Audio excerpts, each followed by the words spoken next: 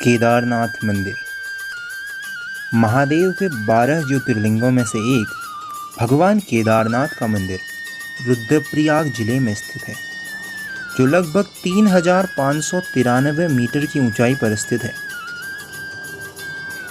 यह ज्योतिर्लिंग एक 6 फीट ऊंचे चबूतरे पर बना हुआ है और माना जाता है कि इसकी स्थापना पांडवों के वंशज जन्मेजय ने की थी, जिसे बाद में आदि शंकराचार्य ने पुनरुद्धार कराया था।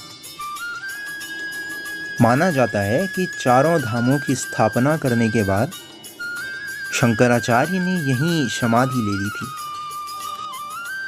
भगवान केदारनाथ का मंदिर 85 फीट ऊंचा और 187 फीट चौड़ा है, जिसमें 12 फीट की कत्यूरी शैली की बनी दीवारें लगी हुई हैं। भगवान केदारनाथ के कपाट मेष संक्रांति से 15 दिन पहले खुलते हैं और भैया दूज के दिन बंद हो जाते हैं, और नवंबर से अप्रैल के बीच इन महीनों में ऊखीमठ में भगवान की पूजा की जाती है। भगवान केदारनाथ के मंदिर की स्थापना के बारे में माना जाता है कि जब पांडव भगवान शिव की खोज में हिमालय तक पहुँचे और अपने भ्रातृ हत्या के पाप को टालने के लिए शिव से मिलने को आतुर हुए, तो भगवान शिव उनसे मिलना नहीं चाहते थे, तो वह एक बैल रूप में केदारनाथ में चले गए।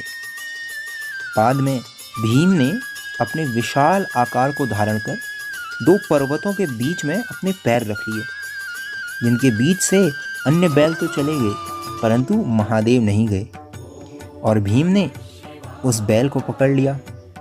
और जब वह बैल भूमि पर अंतर्ध्यान होने लगे तो भीम ने उनकी पीठ का भाग पकड़ लिया। इसीलिए केदारनाथ में भगवान के पीठ यानी कि पिंड स्वरूप की पूजा की जाती है। वहीं पशुपतिनाथ काठमांडू में भगवान के ऊपर का भाग पूजा जाता है। अगर आपने पंच केदार का नाम सुना हो तो पंच केदारों में से तुंगनाथ में भगवान की भुजा की पूजा, रुद्रनाथ में मुंह की पूजा, मध्येश्वर में नाभि की और कल्पेश्वर में जटा की पूजा की जाती है। भगवान तुंगनाथ संपूर्ण भारत में सबसे अधिक ऊंचाई पर बना हुआ मंदिर है, और रुद्रनाथ एकनाथ ऐसा मंदिर है जहां शिव जी के मुंह की पूजा की जाती है। यहाँ केदारनाथ में केरल के पुजारी पूजा करवाते हैं, जो कि नंबूदरी ब्राह्मण होते हैं।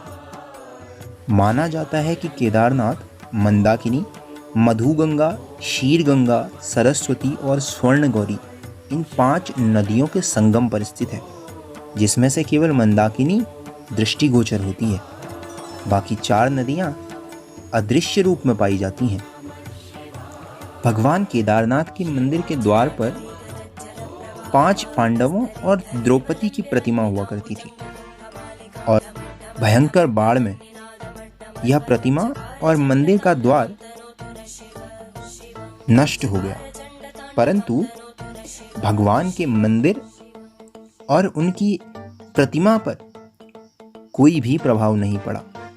एक भीम आकार की शैल आई और मंदिर के ठीक पीछे एक कवच की भांति लग गई, और मंदिर को उस भीषण बाढ़ में तनिक भी खरोंच नहीं आई।